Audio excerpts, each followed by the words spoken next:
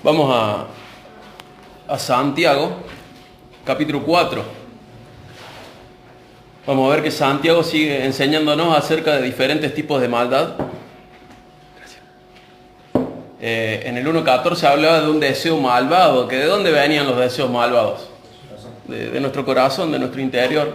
Luego en el 3.5 habla de una lengua incendiaria, una lengua que es sin control, una lengua que produce mucho daño. En el 3.15 habla de una sabiduría terrenal, que además de ser terrenal es diabólica, porque nos incita a hacer quizá lo mismo que harían los demonios, o es influenciada por demonios directamente en algunos casos, y tiene sus consecuencias, ¿no?, de maldad, de desorden. Y ahora en el 4 vamos a ver algo que aparece como una figura de enemigos de Dios. Empezábamos viendo deseos malvados, luego una lengua malvada, luego una sabiduría que produce maldad, y vamos a ver ahora enemigos de Dios. Pero antes del 4 vamos a ver el párrafo anterior, el versículo anterior al capítulo 4, que es el 3.18, como para complementar lo que estuvimos hablando con respecto al 3. En el 3 teníamos una vista muy fuerte acerca de la paz, y recordábamos que la paz correcta, la paz a la que el Señor apunta, la paz a la que, la verdadera paz, la paz del cielo, es lo que habíamos leído hace un rato, la que está en 2 Corintios 5, la reconciliación entre Dios y los hombres. Esa es la paz, y ese es el pacificador bienaventurado, el que lleva la palabra de reconciliación entre la gente y Dios, y eso fue posible a través de Cristo. Por eso el 3.18 dice: y los que procuran la paz sembrarán semillas de paz y recogerán una cosecha de justicia. Entonces está mostrando que el que está brindando el Evangelio va a tener una cosecha de gente transformada, de justicia. La justicia es en parte rectitud moral. O sea que cuando uno proclama el Evangelio, está sembrando la paz, pero a la hora de la cosecha, en el grupo que recibe el Evangelio, va a haber una vida recta, una vida moral. Y es como que termina el 3 dejándonos ahí. ¡Qué lindo! Mirá, sembramos paz, vamos a cosechar paz, vamos a cosechar frutos de justicia. Y fíjense cómo empieza el 4.1, con estos contrastes a los que nos está acostumbrando Santiago. El 4.1 dice: ¿qué es lo que causa las disputas y las peleas entre ustedes? ¿Acaso no surgen de los malos deseos que combaten en su interior? Desean lo que no tienen, entonces traman y hasta matan para conseguirlo. Envidian lo que otros tienen, pero no pueden obtenerlo. Por eso luchan y les hacen la guerra para quitárselo. Sin embargo, no tienen lo que desean porque no se lo piden a Dios. Hasta ahí los primeros 2 versículos. Venía hablando de sembrar paz, venía hablando de cosechar justicia. Y recordamos que Santiago le está hablando, no está tirando una carta al azar al vecino, sino ¿a quién le está hablando Santiago? Le está hablando a la iglesia, a una iglesia como la nuestra, a un grupo de iglesias en la que nosotros podríamos estar, y hoy estamos en este grupo de iglesias. Santiago no sabía que nos iba a bendecir a través de su carta, pero lo que Santiago está diciendo se aplica a nosotros también. Y vemos esto, viene hablando: siembren paz, van a cosechar justicia, vida recta, una vida hermosa, armoniosa, con códigos de valores correctos, con buenas intenciones. Pero ¿qué dice en el 1? Le dice: hay disputas, hay peleas entre ustedes, hay malos deseos, hay envidia, hay lucha, hay guerra. Fíjense este contraste. Es como que Santiago nos lleva a lo que nos hace mirar lo que deberíamos ver, pero luego nos hace mirar lo que vemos. Que entre nosotros quizás hay envidia, hay disputas, hay peleas, dice, hay tramar, hay planes para hacer mal. Hay picardía criolla, como la que hablábamos el domingo pasado, esa viveza criolla, que es sabiduría ¿cuál? La terrenal y diabólica. Tendríamos que ver justicia, tendríamos que ver paz, pero ¿qué vemos? Peleas, disputas, malos deseos. Voy a leer de nuevo desde el 1. ¿Qué es lo que causa las disputas y las peleas entre ustedes? ¿Acaso no surgen de los malos deseos que combaten en su interior? Desean lo que no tienen, entonces traman y hasta matan para conseguirlo. Envidian lo que otros tienen, pero no pueden obtenerlo. Por eso luchan y les hacen la guerra para quitárselo. Sin embargo, no tienen lo que desean porque no se lo piden a Dios. Aun cuando se lo piden, tampoco lo reciben porque lo piden con malas intenciones. Desean solamente lo que les dará placer. Y vemos que en este grupo de hermanos nuestros, algunos hermanos, otros no, pero había disputas y peleas. ¿Y de dónde surgía todo esto? Otra vez, de adentro nuestro, de los deseos internos surgen estas disputas y peleas. Y estos malos deseos tenían características, estaban marcados por la envidia, la codicia, estaban incluso dispuestos a pelear con otros con tal de tener lo que el otro tenía. Y también marca como unos deseos dudosos, ¿sí? Que no sabemos si están bien o están mal, pero que Santiago está marcando que están mal, o sea, esas cosas que le pedimos a Dios que no recibimos. ¿Por qué no las recibimos? En la última parte del 3, ¿por qué no las recibimos cuando le pedimos a Dios? Con malas intenciones. ¿Y cómo está describiendo estas malas intenciones? Placer. Antes había mencionado algo. Ustedes no reciben, ¿por qué? Porque no piden. Y claro, ¿qué le voy a pedir a Dios? Esto, si sé que esto en particular es malo. ¿Cómo se lo voy a pedir a Dios? Mejor hago la mía. Pero dice, incluso cuando le piden a Dios, incluso cuando son cosas buenas, ¿cuál es el propósito? ¿Por qué son malas intenciones? Porque son en función al placer propio. Santiago al final termina en estos pasajes mostrando de que puede ser una mala intención estar buscando siempre el placer de uno. En vez de tener el placer como en un lugar más bajo de la jerarquía de las cosas que pedimos. O sea, nosotros podemos decir, bueno, voy a pedirle algo a Dios. ¿Qué características tiene que tener? Y tiene que ser de bendición a otros. Tiene que ser bueno, no le voy a pedir algo malo a Dios. Tiene que ser algo que ayude. Tiene que ser algo, y vamos poniendo características de nuestra oración. Y al último debería estar, bueno, y si me da placer, mejor. Pero parece que a veces lo ponemos en primer lugar y pedimos solo si nos da placer. Y esto termina marcando nuestras oraciones y termina marcando nuestra vida. El cristianismo no es un camino específicamente de placer terrenal, sino de sufrimiento. Por eso el Señor nos muestra, y Él usa la ilustración de que estamos juntamente con Él crucificados, que tenemos que tomar una cruz. Y esto es totalmente contrario al placer. Esto está tan marcado en nuestro corazón que a veces no hacemos algo por el solo hecho de que no nos causa placer. Y acá Santiago nos está enseñando que muchas veces nuestras oraciones no sirven porque tienen malas intenciones. ¿Y en qué consiste esta mala intención? Según este pasaje, en que pedimos solo lo que nos da placer. Nos está llevando a pensar la oración de otra manera. Generalmente nosotros oramos para nosotros mismos. Un porcentaje muy grande de nuestra oración tiene que ver con cosas que pedimos a Dios para nosotros por nuestro placer. Y es muy marcado, nos tendríamos que grabar en nuestras oraciones. Y Santiago está diciendo que esto no es lo correcto. Dios a través de Santiago está diciendo que esto no es lo mejor, que deberíamos cambiar nuestra manera de orar, de pensar, de pedir. No solo pedir cosas buenas, sino que además centrarnos en que el placer no tiene que estar en el número 1 de las características de lo que pedimos, sino ponerlo más abajo. Si nosotros viviéramos realmente de tal manera que todos nuestros placeres se cumplieran, ¿el cristianismo avanzaría? No. Nos hubiéramos quedado a dormir la siesta, nos hubiéramos quedado a dormir a la mañana en vez de hacer el devocional, por ejemplo. No hubiéramos venido. Hoy está pesado el clima, estamos cansados. Si el Señor cumpliera todos nuestros placeres, el cristianismo no avanzaría. El cristianismo ha avanzado siempre mediante esfuerzo de gente que entiende que esto tiene que continuar. El esfuerzo es lo que mantiene esto adelante. Recuerdo, por ejemplo, en Josué 1, cuando el Señor les dice que van a tomar la tierra prometida, que la tierra prometida está conquistada ya en promesa. O sea, Dios les promete conquistar la tierra prometida. Dios promete que Él va a destruir todos los enemigos. ¿Pero qué le pide a Josué y a su ejército? Esfuérzate, esfuérzate. Y el esfuerzo no es placentero. Y muchas veces nuestras oraciones no tienen que ver con dame voluntad para esforzarme. Tienen que ver con pedir algo que sea según nuestro placer. Y acá Santiago está marcando que esto demuestra una mala intención de nuestro corazón. Y en vez de controlar y eliminar estos malos deseos, muchas veces los cultivamos. Llevan mucho tiempo en nuestra mente, en nuestro corazón, les damos forma, los vamos diseñando, tenemos malos deseos que en vez de cortarlos de una, los estamos alimentando. Y tienen que ver con todo, Esto tiene aplicación a cualquier área de la vida, a los estudios, al trabajo, al matrimonio, a la paternidad, a ser hermanos, a ser iglesia. Tenemos que revisar nuestras oraciones. No vaya a ser que le estemos pidiendo al Señor cosas al vicio, porque tienen malas intenciones. Y dice, ustedes no tienen porque piden con malas intenciones, según su propio placer.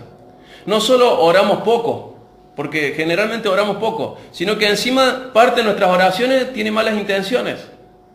Y ¿se acuerdan en Santiago 1 que el Señor decía, que el Señor a través de Santiago decía que su palabra era como un espejo? ¿Y servía para qué? Para mirarnos y ver que está mal, para que se cambie. Y ahora Santiago nos está poniendo de nuevo el espejo y nos está diciendo, fíjense lo que piden y cómo lo piden. Y la verdad que me veo bastante despeinado y sucio frente a este espejo. Porque el Señor me está llamando a pedir con otras intenciones, con buenas intenciones. Que mi placer no sea lo máximo a alcanzar, sino que sea una posibilidad nomás. Y no sé ustedes, pero yo me siento muy confrontado al leer esto. Pedirle al Señor, entonces vas a tener que pensar en cosas buenas, porque al Señor no le puedes pedir cosas malas. Pero pedirle al Señor y no solo le pidas a Él, sino que además de pedirle a Él, fíjate que tus oraciones estén marcadas por buenas intenciones, no por malas. Y la verdad que nos confronta mucho esto, de revisar que no solo oramos poco, sino que nuestras oraciones son de mala calidad. ¿Acaso el Señor tendrá como un cansancio a la hora de ser generoso? No. El Señor estará disgustado si le pedimos mucho, le molestará si nosotros insistimos pidiendo y buscando su bendición. No. Fíjense en 2 de Crónicas 16:9. 2 de Crónicas 16:9.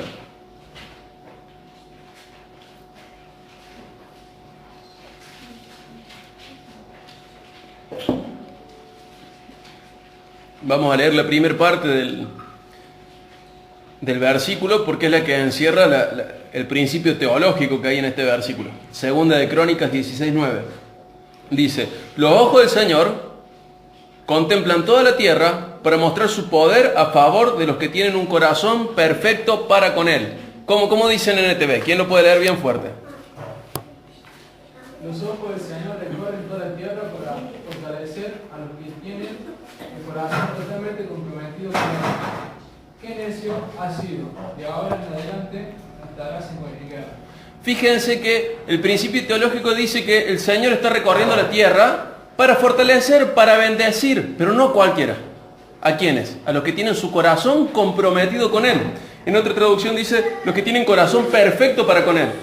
Lo que está dejando claro es que el Señor no está harto de escucharnos, o mejor dicho, no le cansa bendecirnos, Él busca bendecirnos. Pero ¿a qué tipo de persona va a bendecir? Al que está comprometido con Él.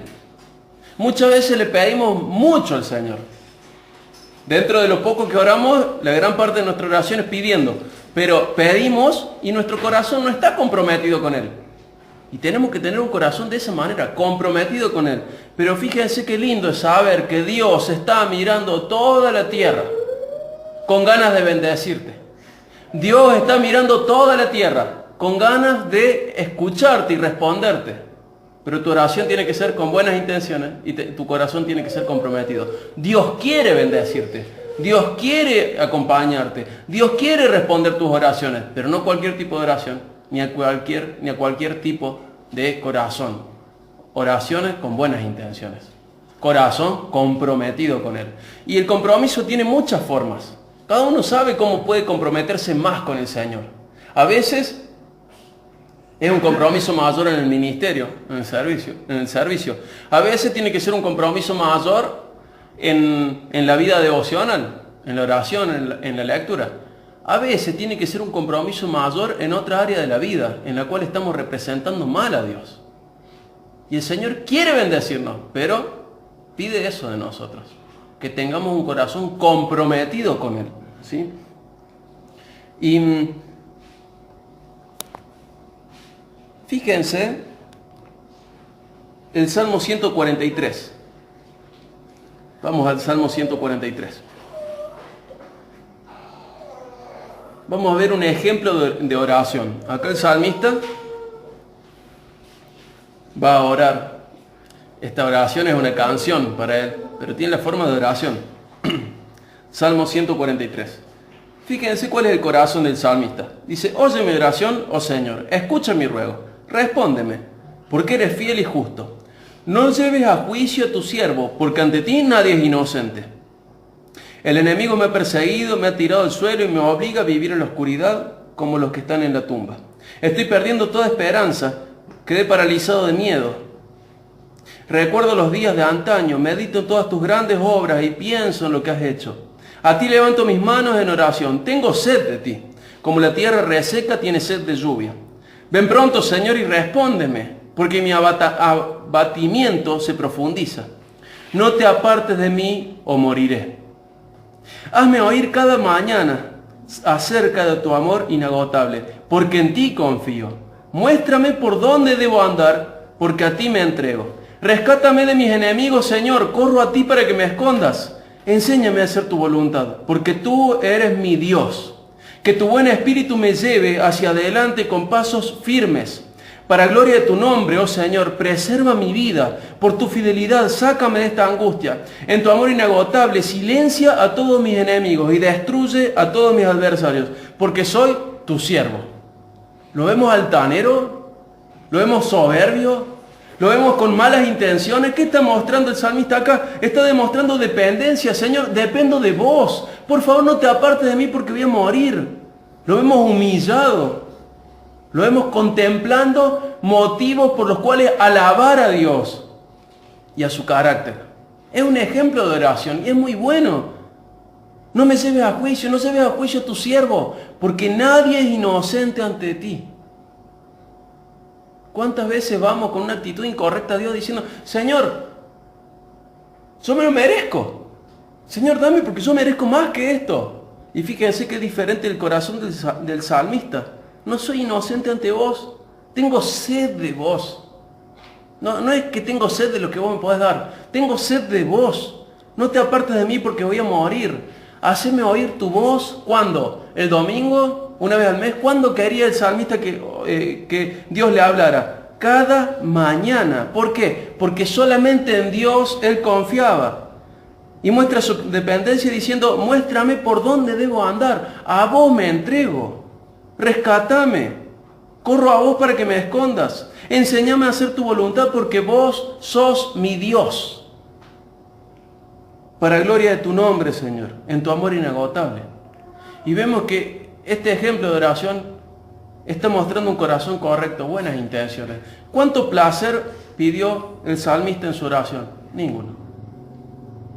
¿Qué mostró? Mostró dependencia, alabó al Señor, mostró su humillación por ser culpable frente a Dios, por mostrarse totalmente dependiente de la buena voluntad de Dios. Le pidió guía, le pidió dirección. Y estamos hablando de una persona que quizá era más espiritual que nosotros, y nosotros no oramos con esta dependencia de Dios. Ni hablar de lo más importante, el Señor Jesús, nuestro Maestro, se mostró dependiente de Dios, y nosotros muchas veces declaramos nuestra independencia de Dios, y no le consultamos, no le pedimos guía ni dirección, creemos que Él nos debe algo, y creemos que la autoridad la tenemos nosotros.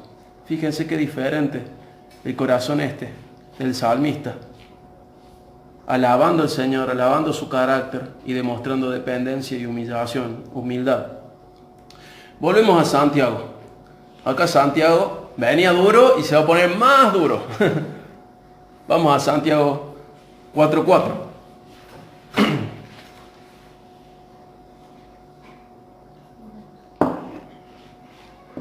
Fíjense qué palabra fuerte. Adúlteros, ¿no se dan cuenta de que la amistad con el mundo los convierte en enemigos de Dios? Lo repito, si alguien quiere ser amigo del mundo, se hace enemigo de Dios. ¿Acaso piensan que las Escrituras no significan nada? Ellas dicen que Dios desea fervientemente que el Espíritu que puso dentro de nosotros le sea fiel.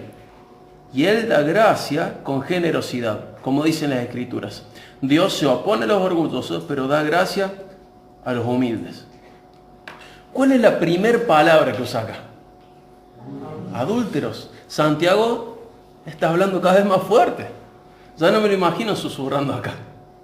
Por el argumento que usa, por la palabra que usa, está acusando a la iglesia de algo muy fuerte. ¿De qué la está acusando? De ser infiel a Dios. Nosotros entendemos en el lenguaje nuestro muy fácil lo que es la fidelidad matrimonial y lo que es la infidelidad matrimonial. Y como los humanos lo entendemos tan fácil esto, porque a ninguno de nosotros nos gusta ser engañados por nuestro esposo o esposa, en la Biblia este lenguaje sale una y otra vez y muestra una y otra vez que el corazón humano ha sido infiel a Dios.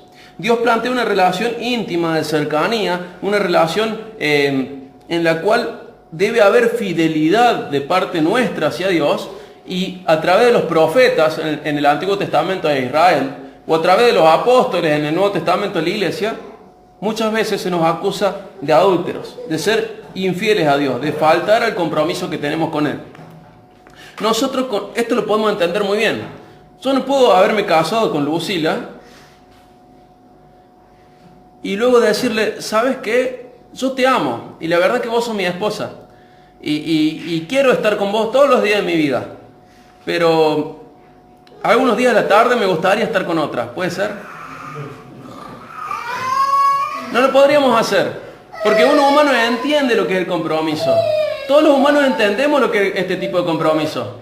Y Dios está diciendo, yo soy el Dios de ustedes, yo los compré, yo los salvé, yo no puse un precio barato por ustedes. Lo que dice 1 Pedro 1, yo los compré no con cosas corruptibles como oro, como piedras preciosas, plata, sino que yo a ustedes los compré con la sangre preciosa de Cristo, para hacerlos libres y para que vivan para mí. Y nosotros le decimos, sí, Señor, vos sabés que te amo, te canto, te sirvo, pero vos sabés que algunos días me gustaría estar con otro. Y nos planteamos dioses en nuestro corazón. Y dejamos que otras cosas ocupen el lugar de Dios. Y nos constituimos en adúlteros. Esto no es ser un adorador directamente de Satanás. Es ser un adorador de cualquier cosa que no sea Dios. Esto no es ir al Gauchito Gil a dejar una ofrenda. Esto es ser adúltero, es amar a cualquier otra cosa o persona más que Dios. Y Santiago, gracias a Dios, nos está advirtiendo a través de este ejemplo, de esta iglesia. Le está diciendo, ustedes son adúlteros. Y estaría buenísimo, sería lo correcto que nosotros no lo fuéramos. Y si hoy nuestro corazón es adúltero, tenemos que entender que nos tenemos que corregir, tenemos que arrepentirnos y pedirle perdón a Dios y luego ayuda a Dios. Pero es muy fuerte esta palabra. Porque mi Dios merece más fidelidad y más lealtad que incluso a mi esposa, y a mi esposa yo le soy fiel, y a mi Dios le tendría que ser más fiel todavía. Y de nuevo impacta todas las áreas de mi vida. La fidelidad a Dios tiene que ver con todas las áreas de la vida. Todo lo que tengo que hacer tiene que ser conforme a lo que Dios quiere, y mi máximo amor tiene que ser Él. ¿Y cómo lo demuestro? ¿Cantándole canciones? Lo voy a demostrar obedeciéndole. Lo voy a demostrar deseándole, teniendo sed de Él, como cantaba el salmista. Tengo sed de vos como la tierra cuando está seca. Sin vos estoy seco. Sin vos no soy nada, no sirvo para nada, no puedo dar fruto. Como la tierra seca sin agua no puede dar fruto. Te necesito para tener vida en mí. Y Santiago acá es durísimo. Y sabemos que como es palabra de Dios, ¿quién es el que está siendo duro? Dios está siendo duro. Llamándonos la atención a través de esta carta, diciendo, son adúlteros. Hay una marca de la persona adúltera. Fíjense el 5, dice, ¿acaso piensan que las escrituras no significan nada? El corazón adúltero hace esto con la Biblia, la desvaloriza, le da menos valor. ¿Acaso crees que lo que estamos leyendo, que toda la Biblia no vale nada?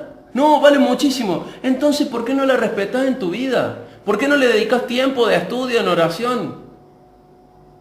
¿Por qué crees que te la sabes toda? Y el Señor nos llama la atención. ¿Acaso creen que la palabra de Dios no vale nada? ¿Que no significa nada? ¿Que es solo tinta en papel? Es Dios hablando.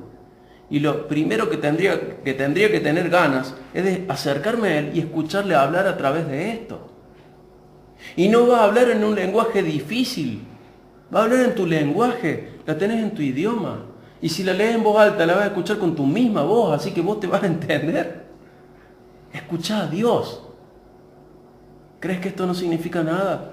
Si crees que esto no significa nada, es porque tu corazón es adúltero. Porque esta es una de las marcas del corazón adúltero. Pensar que la Biblia no significa nada. Y esta falta de lealtad en la relación exclusiva, de esta manera, lo está poniendo de tal manera que significa que ellos ponían las cosas del mundo al nivel de las cosas de Dios. Eso era igual.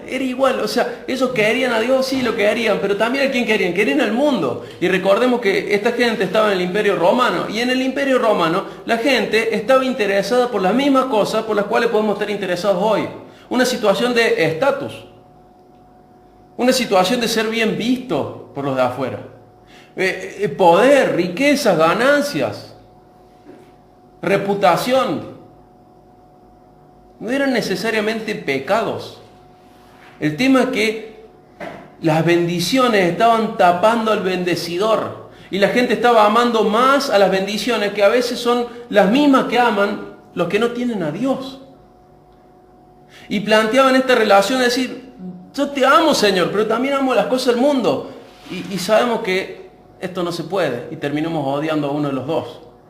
Entonces, por ejemplo, se va marcando la vida de tal manera que marca qué tenés ganas de hacer. Tengo ganas de ir a la iglesia, tengo ganas de orar, tengo ganas de leer la Biblia, tengo ganas de descubrir a Dios en vez de seguir imaginándolo. Tengo ganas de hablarle a Dios y que Dios me hable. O tengo ganas de hacer esto otro, o esto otro, o esto otro. Y a veces estos hobbies o pasatiempos, incluso el mismo trabajo o relaciones personales con otras personas, terminan ocupando el lugar de Dios. Y es verdad que Dios está en mi trabajo. Y que le puedo alabar trabajando bien. Y le puedo alabar trabajando de manera correcta. Y le puedo alabar y adorar amando a mi esposa. Es verdad. Pero Dios no es eso. Dios exige una relación exclusiva. Y está bien que yo ame a mi esposa. Y está bien que yo desee trabajar correctamente. Pero Dios desea mi voluntad. Desea que Él sea mi mayor hambre. Mi mayor deleite. Que yo le disfrute. Que yo le disfrute. Y cuando veo este espejo me siento muy desarreglado. Santiago está subiendo el calibre de su palabra, está subiendo el tono a la iglesia. Y está diciendo, no sean adúlteros. ¿No ven que la amistad con el mundo qué es? Enemistad con Dios. El que se constituye amigo del mundo termina siendo enemigo de Dios. Es tan fuerte esto. Es tan fuerte. Es tan fuerte. Y tenemos que saber que Dios nos está hablando. Y a veces el Señor llega a nuestro corazón y nos da esas palmaditas en la espalda y dice, vas bien, siervo fiel. Pero en este pasaje yo no me siento así. Me siento desafiado. Me siento reprendido. Me siento exhortado. Me siento retado. Diego, estás siendo adúltero. Tu amistad con el mundo te está constituyendo en enemigo de Dios. ¿Acaso pensás que las escrituras no significan nada? Y les traigo a ustedes un mensaje, según la serie que estamos estudiando, leyendo Santiago, y son esos mensajes que a mí me dan ganas de no decirlo. No quiero decirle esto a la gente. Pero es lo que dice la Biblia. ¿Acaso significa que esto no vale nada? Y algo que tengo que aplicar yo. Y algo que tienen que aplicar ustedes. Y lo tenemos que aplicar todos como familia. Y es un mensaje duro. Pero qué lindo que es que sea claro. Y que no esté escrito en un idioma que no puedo entender. No está escrito de tal manera que yo no lo pueda entender.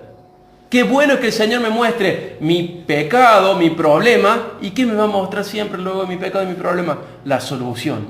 Y ya vamos a llegar a eso. Pero vamos a ver, antes de eso, antes de llegar a la solución, vamos a ver cómo el pueblo de Dios pasó en diferentes etapas con esto de adulterio espiritual. Vamos a Jeremías 3, 7 al 10. Jeremías 3, 7 al 10.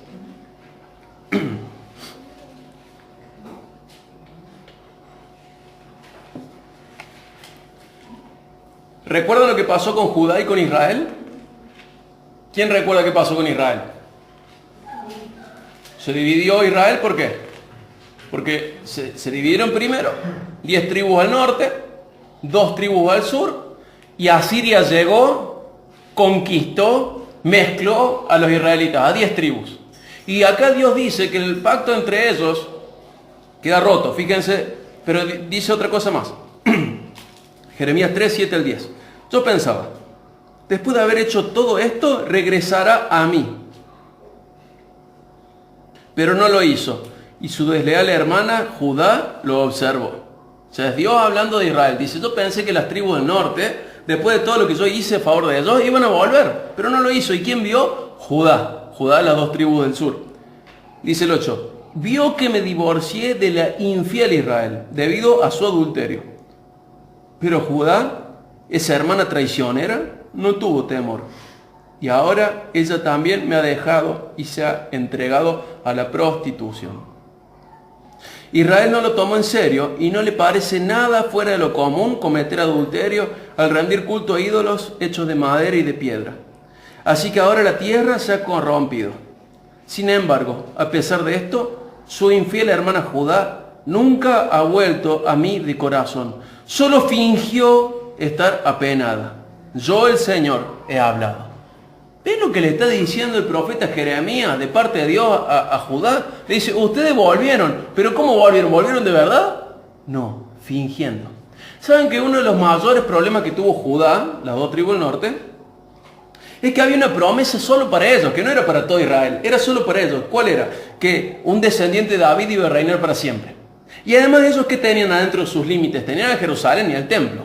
¿Saben qué produjo esto en Judá? Que ellos pensaran que ellos eran intocables. A los del norte les fue bien, les fue mal, digo. ¿Por qué les fue mal? No, y bueno, por pecadores. Pero nosotros podemos ser pecadores, pensaban los de Judá. Total, la promesa de Dios para la casa de David no se va a romper. La promesa de Dios de que acá van a hacer un gran rey que va a gobernar todo el mundo, no se va a ir. Y encima tenemos el templo. Somos intocables. Guarda, no vaya a ser que nos pase lo mismo a nosotros. Y así como Judá no aprendió de Israel, que la iglesia no aprenda de Judá y de Israel. Hemos leído el Antiguo Testamento y ¿qué sentíamos? Qué parecido que somos los israelitas. ¿Cómo se pueden olvidar de la bondad del Señor? Qué cabeza dura que son, pero qué parecido que somos. Y Judá fue un poco más osada y dijo, no, a nosotros no nos va a pasar nada. 200 años después, Babilonia llega y es deportada. ¿Por qué? Porque ellos no entendían nada. Pensaban que sí, pero habían entendido solo la parte de derechos y nunca habían pensado en responsabilidades frente a Dios. Nunca lo habían hecho. No vaya a ser que la iglesia sea el tercer grupo de gente que esté viviendo esto. Israel no aprendió, y Judá del mal ejemplo de Israel tampoco. Y nosotros aprenderemos de Judá y de Israel. Esto ya es algo individual. ¿Estoy aprendiendo o no estoy aprendiendo? ¿Podrá decir Dios lo mismo de la iglesia, que ha vuelto a Dios la iglesia, pero solo fingió estar apenada? ¿O realmente estamos arrepentidos y reconocemos nuestra culpabilidad frente a nuestro adulterio? ¿Nos sirve el ejemplo de Israel o no? Fíjense las palabras del profeta Ezequiel. Vamos a Ezequiel 16, 30 al 34. Ezequiel 16, 30 al 34.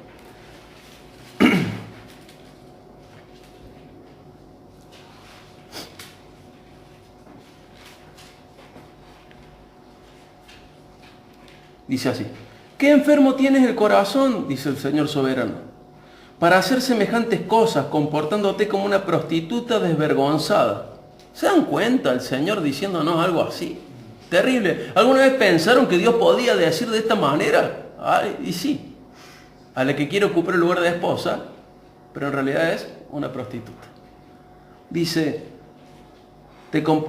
comportándote como una prostituta desvergonzada. Edificas tus santuarios paganos en cada esquina.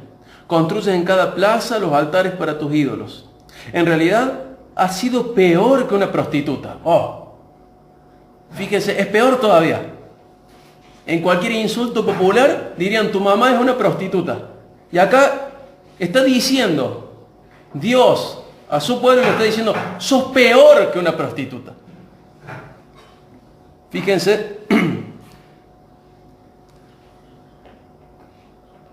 en realidad has sido peor que una prostituta, tan desesperada por pecar que ni siquiera exigías que te pagaran. Si eres una esposa adúltera que recibe extraños en lugar de a su propio marido. Perdón, sí, eres una esposa adúltera que recibe a extraños en lugar de a su propio marido. Las prostitutas cobran por sus servicios, pero tú no. Les das regalos a tus amantes, los sobornas para que tengan sexo contigo. Así que haces lo contrario de las demás prostitutas. Tú les pagas a tus amantes en lugar de que ellos te paguen a ti. Durísimo. ¿Qué está diciendo el Señor? Son peor que una prostituta. Las prostitutas por lo menos cobran, pero ustedes pagan para prostituirse. Y eso tiene un montón de formas. Estás pagando un vicio, cigarrillo, alcohol, prostitución. Estás pagando para serle infiel a Dios. Estás pagando un hobby caro. Estás pagando para serle infiel a Dios. Estás pagando para que algo o alguien ocupe un lugar más cercano a tu corazón que Dios. Es terrible. Y fíjense si no lo vemos en la sociedad esto. Gente que se destruye, pero que paga para destruirse. Paga para ofender a Dios. Paga para ser infiel a Dios. Y qué terrible es cuando esto pasa en la iglesia. Y vamos a ver si en la iglesia pasa también. Vamos a 2 Timoteo 3, 1 al 5. 2 Timoteo 3, 1 al 5. Vamos a ver. ¿Podrá haber ateos en la iglesia? ¿Podrá haber ateos en la iglesia? Gente que viene a la iglesia, se siente en la iglesia, pero en realidad no cree en Dios. Sí, ¿no? Fíjense las características de esta persona que aparenta creer en Dios, pero no cree. 2 Timoteo 3, 1 al 5. Le dice Pablo a Timoteo, o mejor dicho, le dice Dios a Timoteo otra vez Pablo.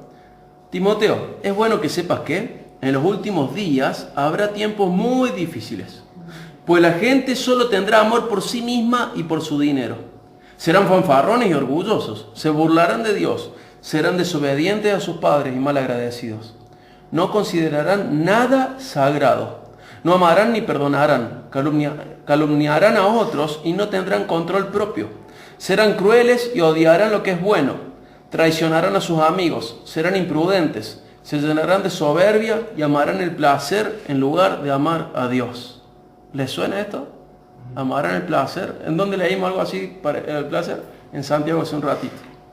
Amarán el placer en lugar de amar a Dios. Actuarán como religiosos, pero rechazarán al único poder capaz de hacerlos obedientes a Dios. Aléjate de esa clase de individuos. ¿Se dieron cuenta? Ateos dentro de la iglesia. Gente que aparenta ser religiosa, que aparenta ser cristiana, que actúa de la manera correcta, pero no considera a nada sagrado. No le presta atención a las cosas de Dios, no le importan las cosas de Dios. Es gente que le falta respeto y deshonra a Dios, incluso dentro de la iglesia. Vamos a ver qué más decía Juan. Vamos a 1 Juan 2, 15 al 17. 1 Juan 2, 15 al 17.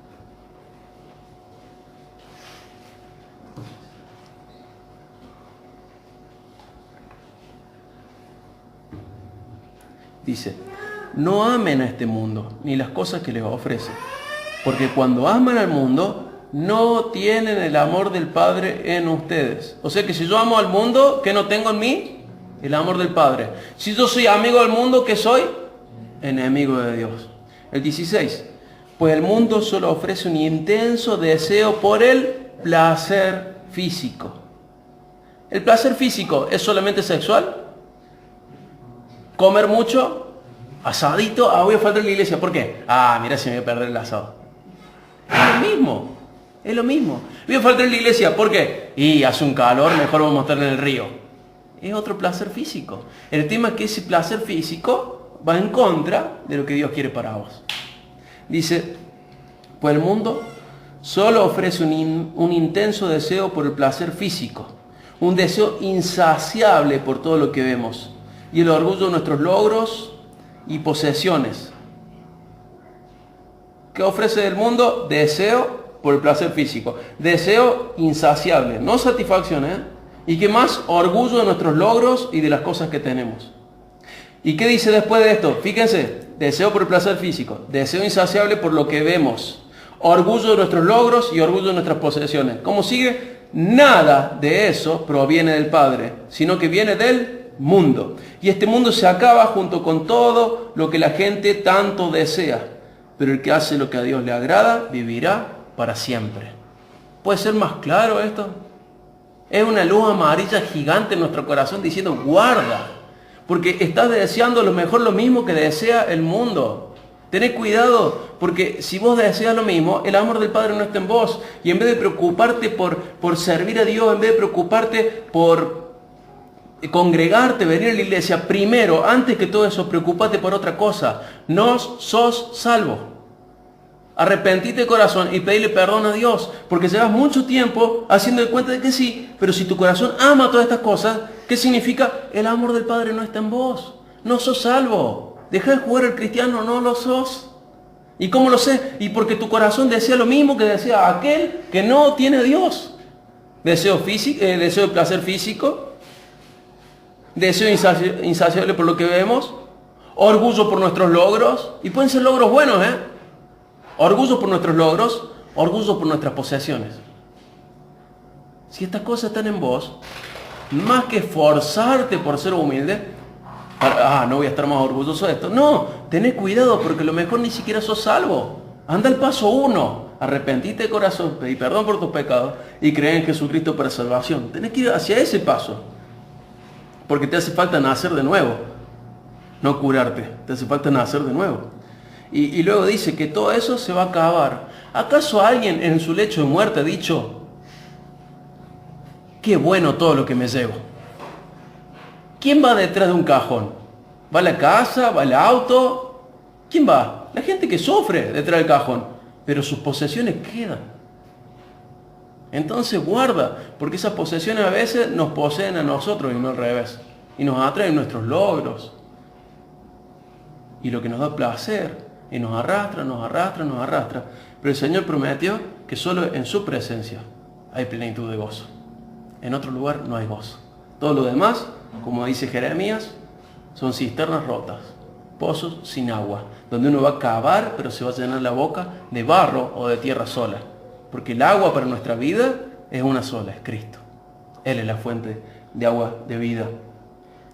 Y bueno, todo esto, el pasaje de Timoteo y el pasaje de Juan nos está mostrando gente que va a la iglesia, que sirve a Dios, pero que está viviendo de una manera incorrecta y los podríamos marcar como ateos dentro de la iglesia, que parece que son, pero en realidad no lo son. Y hay que tener mucho cuidado en confundir asistencia a la iglesia con fidelidad a Dios. Es verdad que para ser fiel a Dios yo tengo que congregarme, pero yo puedo estar congregándome, viniendo a la iglesia y no ser fiel a Dios el resto del tiempo. Y no tengo que engañarme, tengo que tener cuidado con esto, porque Dios nunca va a ser engañado.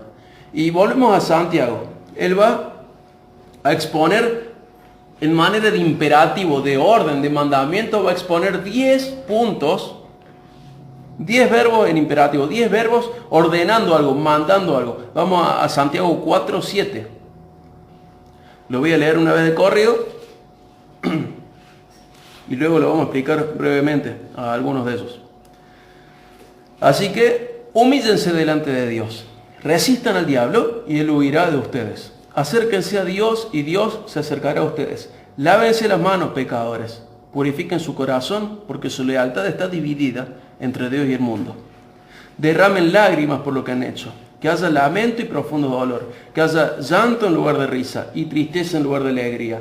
Humíllense delante del Señor y Él los levantará con honor. Es como agridulce. Es feo, pero es lindo. Esto es feo, pero es lindo. Es como que tiene dos cosas en sí misma. Dice, humíllense, y como termina, humíllense, y Él los va a levantar. Él los va a levantar. Vamos desde el principio. Humíllense delante de Dios. ¿Qué es humillarse? Humillarse es someterse a Dios, rendirse en obediencia. Él manda y yo obedezco. Resistan al diablo y él huirá de ustedes. Fíjense cómo fue creciendo el tema. Tengan cuidado con los deseos malos. Tengan cuidado con las lenguas incendiarias sin control. Tengan cuidado con la sabiduría terrenal. Tengan cuidado con no ser enemigos de Dios. Y ahora que dice, resistan al diablo. Y él va a huir de ustedes. Y sería bueno para otra ocasión. En Efesios 6, 10 al 17 habla de la armadura del cristiano, cómo podemos batallar frente al enemigo. Y en 1 Pedro 5, 8 al 9, lo voy a leer rápido, dice: estén alerta, cuídense de su gran enemigo, el diablo, porque anda al acecho como un león rugiente, buscando a quien devorar. Manténganse firmes contra él y sean fuertes en su fe. Recuerden que su familia y creyentes en todo el mundo también está pasando por el mismo sufrimiento. ¿Sabes por qué es bueno esto? Porque no estoy solo. No solo Dios está conmigo. Hay gente que está viviendo lo mismo en todo el mundo. Entonces puedo estar atento a lo que pasa en mi vida y pedirle ayuda a otro, pedirle oración a otro, servirme del ejemplo de otro para resistir al diablo, para cuidarme de este león rugiente que está buscando a quien devorar. Alguna vez he usado esta ilustración. ¿Es tonto huir de un conejo? Sí. ¿Es tonto huir de un león? No. El diablo es un león rugiente, es como un león rugiente. No lo tratemos como un conejo. Nuestro pecado es como un león rugiente también. No lo tratemos como un conejito. ¡Ay, qué lindo el pecado! Lo alzamos, le hacemos upa, le ponemos nombre, lo llevamos de acá para allá. Lo escondemos cuando queremos, lo protegemos para que los otros no lo vean, para que nadie nos lo quite. Es nuestro pecado preferido, nuestro pecado favorito. Y estamos tratando a veces al enemigo como si fuera un conejito. Y el enemigo es un león que está buscando destruir tu vida y mi vida. Lo tratemos como corresponde. Huyamos del diablo. Acá dice: resistan al diablo y él va a huir de ustedes. Y no es... Es clara la Biblia. Resistan. Usen la armadura del creyente, está en Efesios 6. Resistan. No cedan frente a él. No tengan esos malos deseos. Bueno, todo lo que hemos ido hablando. No cedan, resistan. Y el que va a huir es él. Y no me hace falta levantar la voz como si él fuera sordo, porque si hay una cosa que no tiene problema es sordera. Hace falta revisar mi vida y ver cómo está mi vida. Y resistir al diablo. Y él va a huir. En el 8 dice: acérquense a Dios y Dios se acercará a ustedes. Qué bueno, resisto al diablo y ¿cuál es la consecuencia? Él va a huir. Pero si yo me acerco a Dios, ¿quién se va a acercar? Él se va a acercar. Y voy a leer rápido Hebreos 4, 14, 16. Sabiendo que Cristo hizo esto posible, que yo me acerque a Dios. Dice: por lo tanto, ya que tenemos un gran sumo sacerdote que entró en el cielo, Jesús, el Hijo de Dios, aferrémonos a lo que creemos.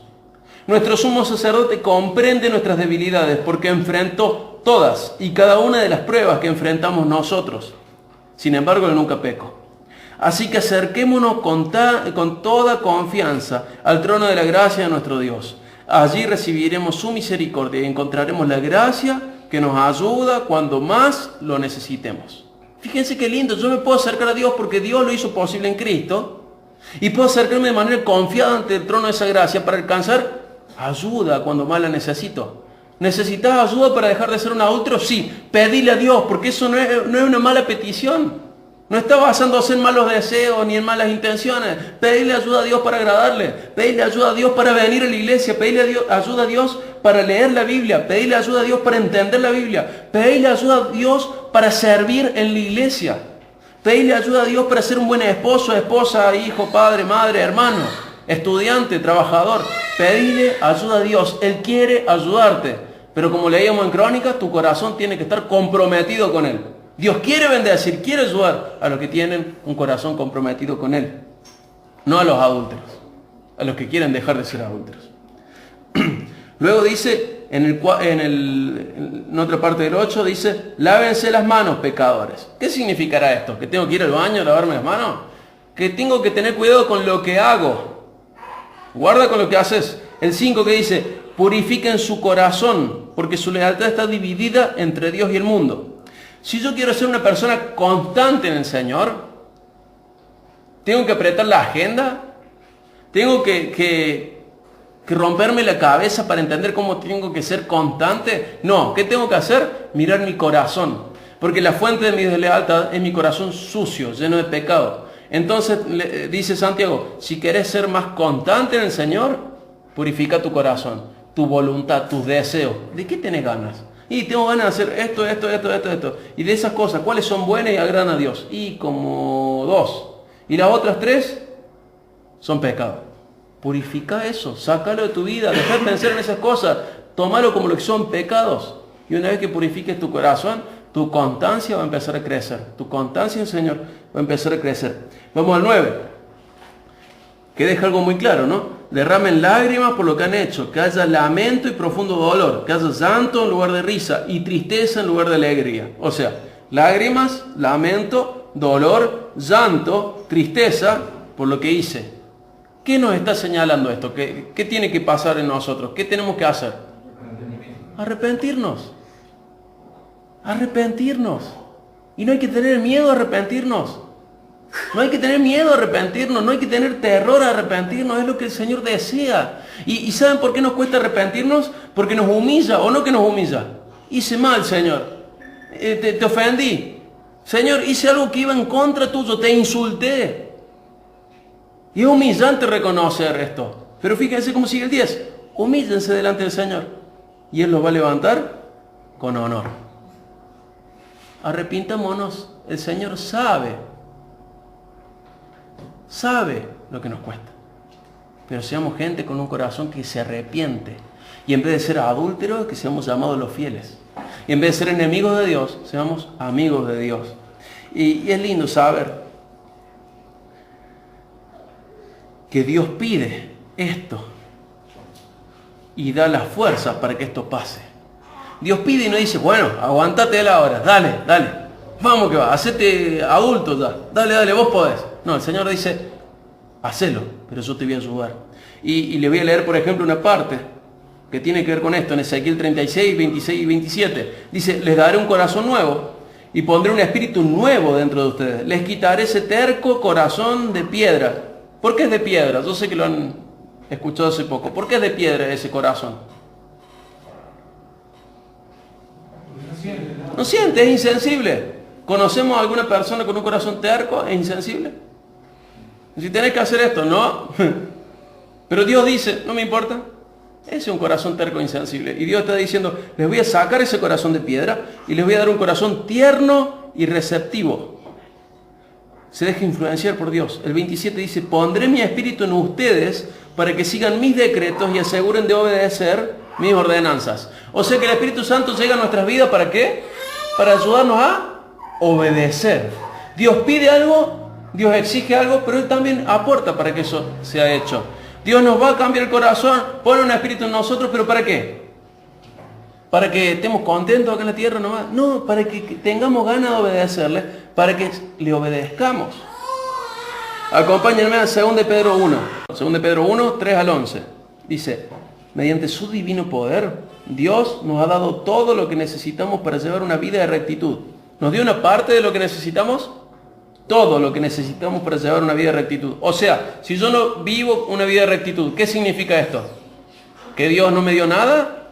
¿O que yo estoy equivocado, mirando por otro lado, siendo adúltero, a lo mejor un ateo dentro de la iglesia?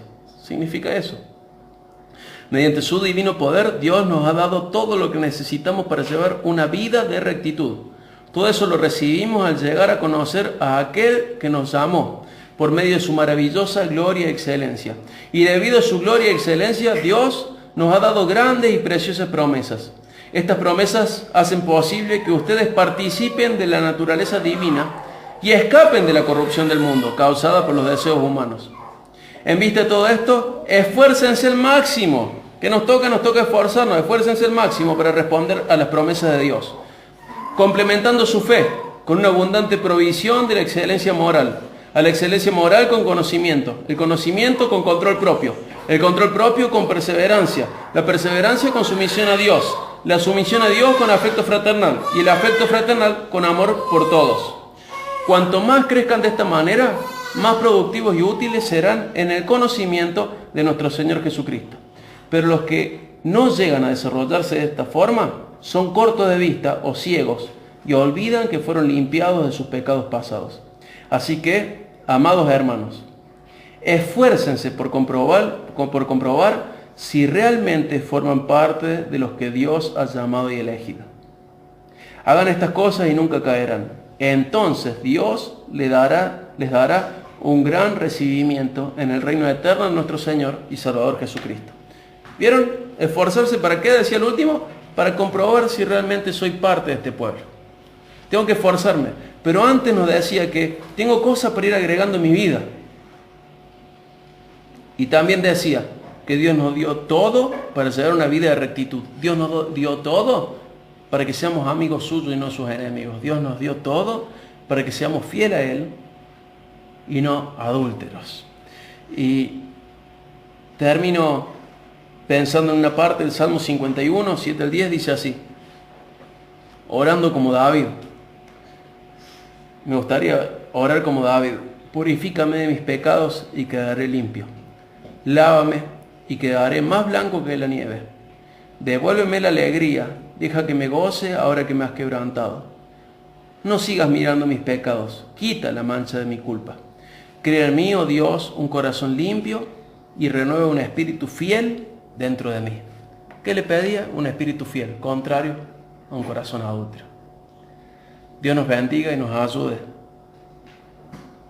a entender su palabra, a ponerla en práctica y tener corazones fieles a Él, ¿sí?